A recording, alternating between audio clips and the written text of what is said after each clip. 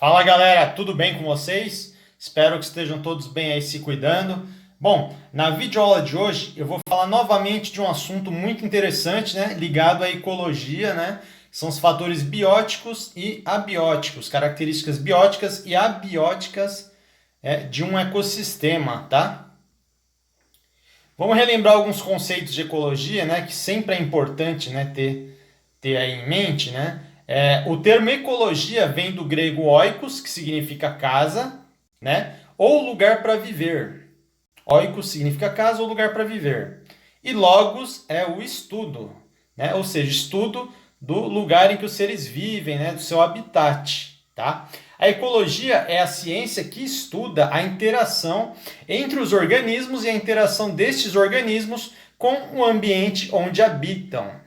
Esta interação, né, ela vai abranger fatores como a luz do sol, a temperatura e a umidade, tá? Então, a interação entre os fatores pode ocorrer da seguinte maneira, né? Você tem energia luminosa ou química, tem os seres vivos, né? Biomassa, população, comunidade, biocene, habitat e nicho. Tem o meio abiótico, água, rochas, intemperismos, como o vento, né? Por exemplo, os minerais, nutrientes, matéria orgânica e os resíduos aí do ambiente. Qual é o conceito de população, né? É o conjunto de indivíduos da mesma espécie vivendo em uma mesma área, né? São da mesma espécie os organismos capazes de gerar descendentes férteis entre si. Na foto aqui embaixo, você deve conhecer esse animal aqui, esse mamífero, do desenho do Rei Leão, né? Ele é o melhor amigo do Pumba, né? O Timão, né? Que a gente tem na imagem aí abaixo. Então, outros indivíduos da mesma espécie, urso, né?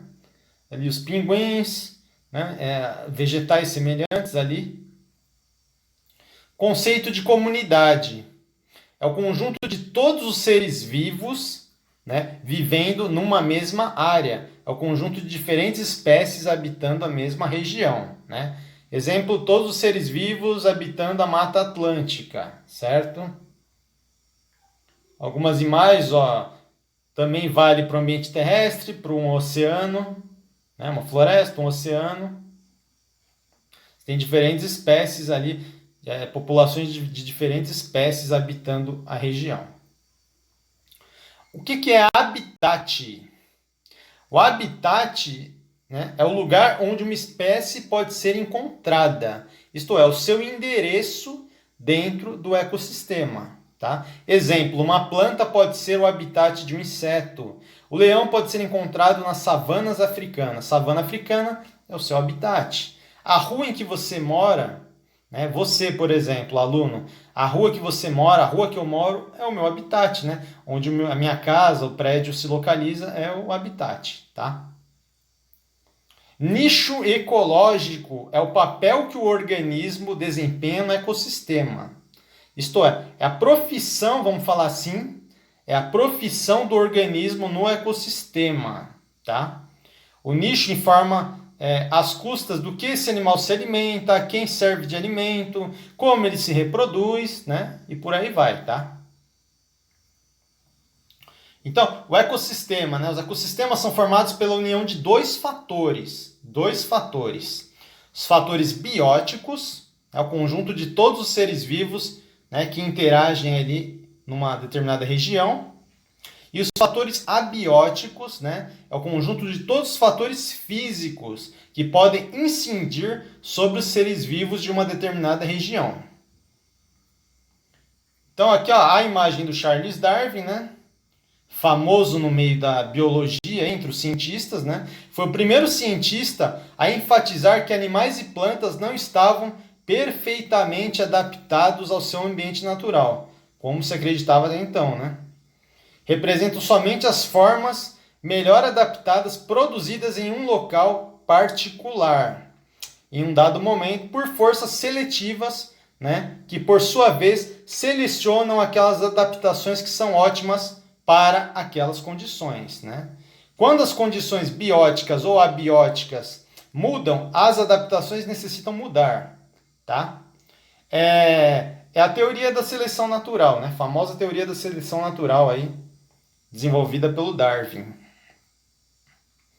O que é biosfera? É a reunião de todos os ecossistemas do planeta, né? Um ecossistema é o conjunto de diferentes comunidades localizadas interagindo numa dada região, né? E o conjunto de todos esses ecossistemas aí formam a biosfera, né? São partes do planeta onde encontramos seres vivos, como a crosta terrestre, né? A parte da litosfera aí, a atmosfera e a hidrosfera. Nesse esqueminha aqui, ó, os componentes da biosfera: hidrosfera, atmosfera e crosta terrestre. É a parte que a gente habita, é a crosta terrestre, tá? Os fatores abióticos aí que eu citei, né?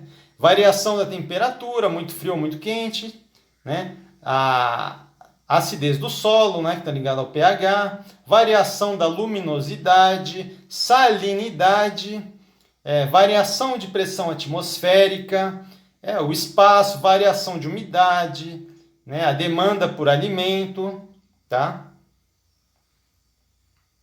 Vamos falar um pouquinho da temperatura, né? Influi no metabolismo, no apetite, na fotossíntese, no desenvolvimento, na atividade sexual e na fecundidade das espécies aí, né? Faixas de temperatura mais favoráveis para a vida, né? Entre 10 e 30 graus aí, mais ou menos, tá?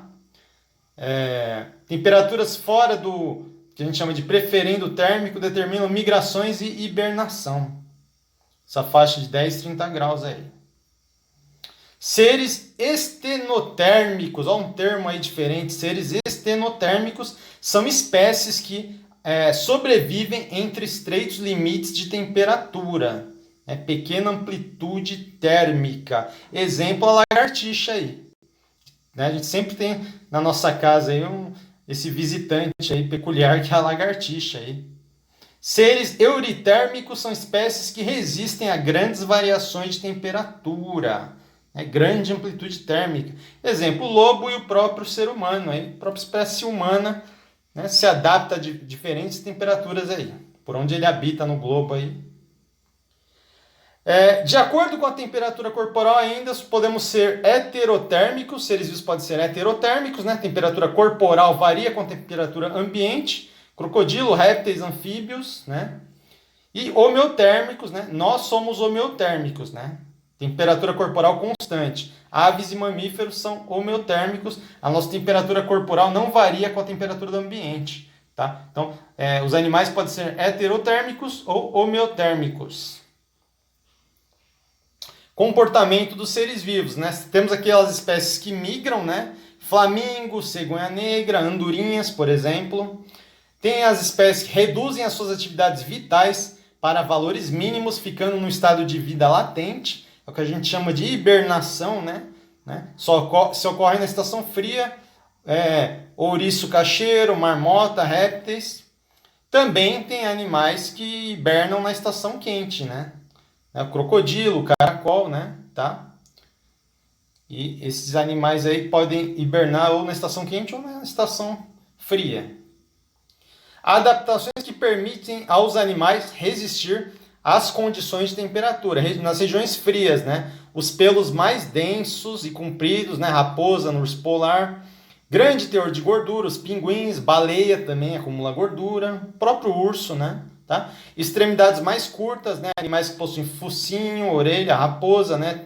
Tem adaptações aí, focinho na orelha, tá?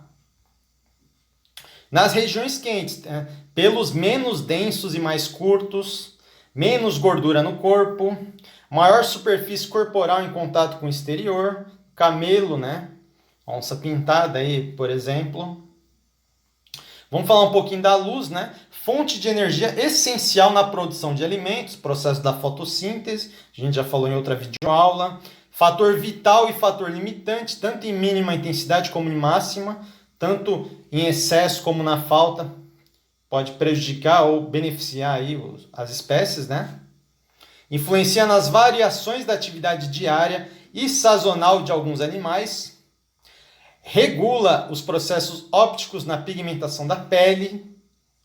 Regula os ritmos biológicos diários e anuais, né? Atividade motora dos animais.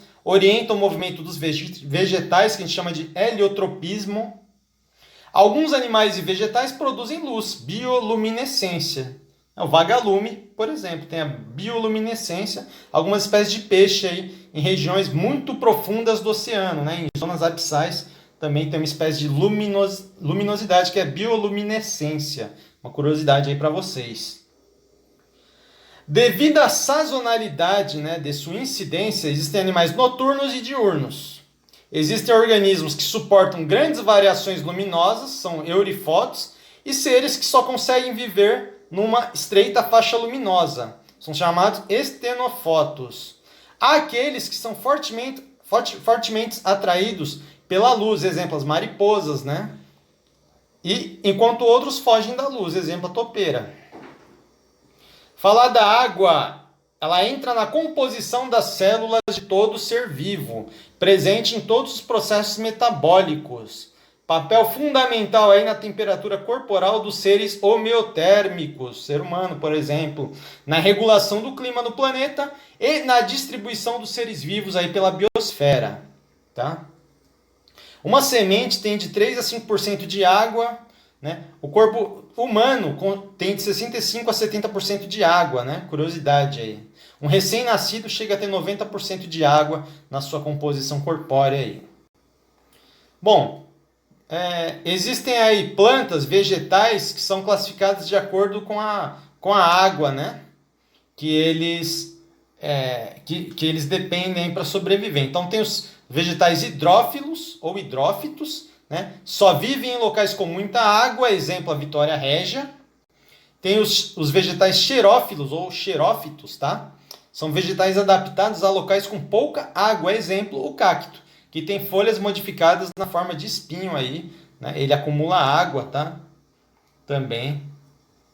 Falar dos nutrientes, né? São necessários para o crescimento e reprodução dos seres vivos. Principais nutrientes, elementos químicos e sais dissolvidos. Podem limitar o desenvolvimento do meio e, juntamente com outras características do solo, né? pH, textura e umidade, né? Constituem os fatores edáficos.